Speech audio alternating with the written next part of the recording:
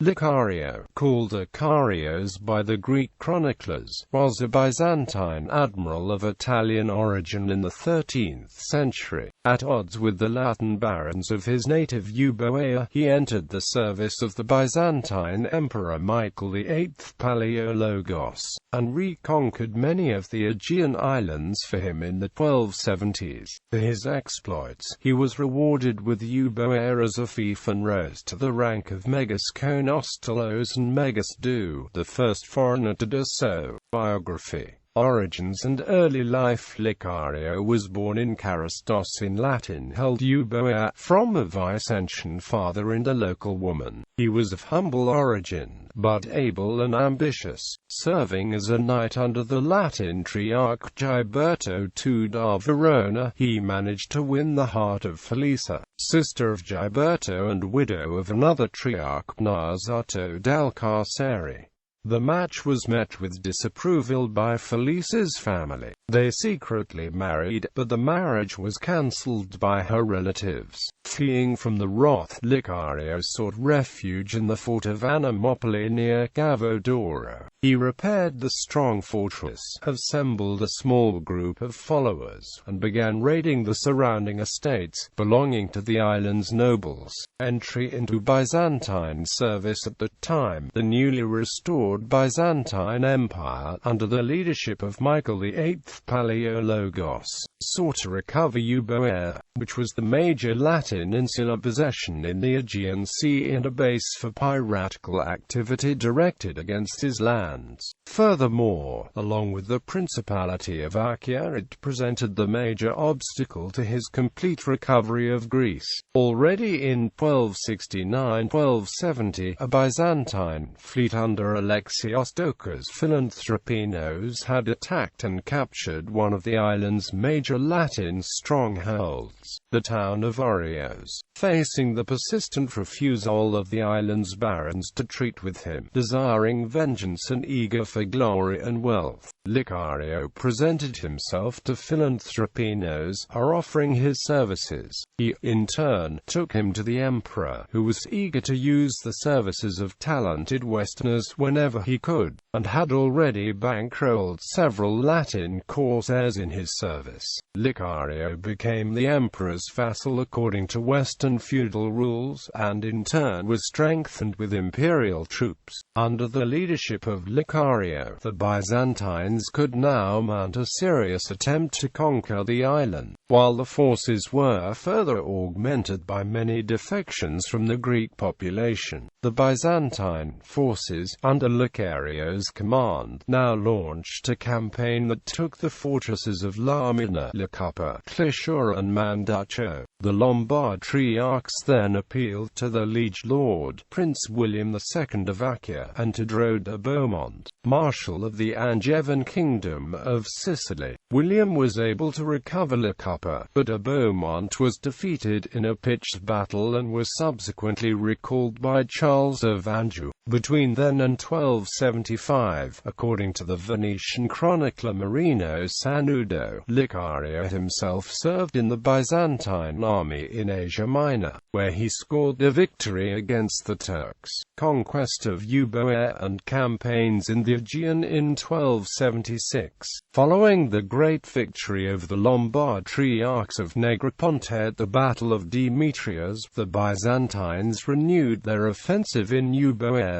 Licario attacked his native Karastos, seat of the Southern Triarchy, and took it after a long siege in the same year. For this success, he was rewarded by Michael VIII with the whole island as a fief, and a noble Greek wife with a rich dowry. In turn, Licario pledged to provide 200 knights to the emperor. Gradually, Licario reduced the Latin strongholds on the island, until, by 1278, he had seized almost all of it except for the capital, the city of Negroponte. For his successes, Licario was rewarded with the post of Megas konostaulos, head of the Latin mercenaries, and eventually appointed as Megas doux after Philanthropinos's death in California.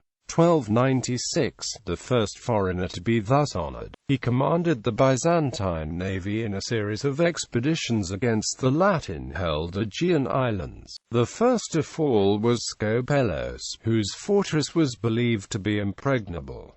Licario, however, knew that it lacked water supplies. Thus, he attacked it during the hot and dry summer of 1277 and forced its surrender. Its lord, Filippo Guisi, was captured and sent to Constantinople. His other possessions, the islands of Skyros, Skiathos and Amorgos, were also taken soon after. After that, Licario went on to capture the islands of Kythera and Antikythera off the southern coast of the Morea, and later Kea, Astypalaia, and Santorini in the Cyclades. The great island of Lemnos was also captured, although its lord, Paolo Navigahoso, withstood a 3-year siege before surrendering. Finally, in late 1279 or early 1280, he returned to Euboea, landing in the northern town of Ikarios and moving south towards Negroponte. His forces by now included many Spanish and Catalan mercenaries and even former adherents of Manfred of Sicily, who had fled to Greece after Manfred's defeat and death at the hands of Charles of Anjou. As he reached Negroponte, the Triarch Giberto II da Verona, Felice's brother, and John I de la Roche, the Duke of Athens, who were present at the city, rode out with the forces to meet him. The two armies met at the village of Vatondas, northeast of Negroponte. The battle resulted in a major victory for Licario. John de la Roche was unhorsed and captured, while Giberto was either killed or captured and taken along with de la Roche as a prisoner to Constantinople, where, according to Nikephoros Gregoras, the sight of the hated renegade, moving triumphantly among the assembled Byzantine court, caused him to drop dead. After Vatondas, Negroponte seemed about to fall into Licario's hands too. The city, however, was quickly reinforced by Jacques de la Roche, Lord of Argos and Nauplia, who, along with the energetic Venetian bailo, Niccolo Morosini Rosso, led its defense. Facing determined resistance and possibly fearing an intervention of John I Doukas, ruler of Thessaly, Licario was forced to raise the siege. Licario then turned to reducing the remaining Latin strongholds on the island, becoming its total master except for the city of Negroponte itself, and ruling it from the fortress of Philia. His fleet carried out further naval expeditions. The islands of Sifnos and Seriphos were taken, and Licario's ships raided the Peloponnese. Licario himself sailed to Constantinople, presenting Emperor Michael VIII with his captives. Then, at the height of his fame and success in California, 1280, Licario disappears from the sources, and his subsequent fate is unknown. Most likely he lived in Constantinople and died there. Assessment: his conquests proved temporary only, as the Byzantines were gradually evicted by the Venetians and the other Latin lords. Even in Euboea, Licario's major gain and personal fief, the Lombard barons managed to complete the reconquest of the entire island by 1296.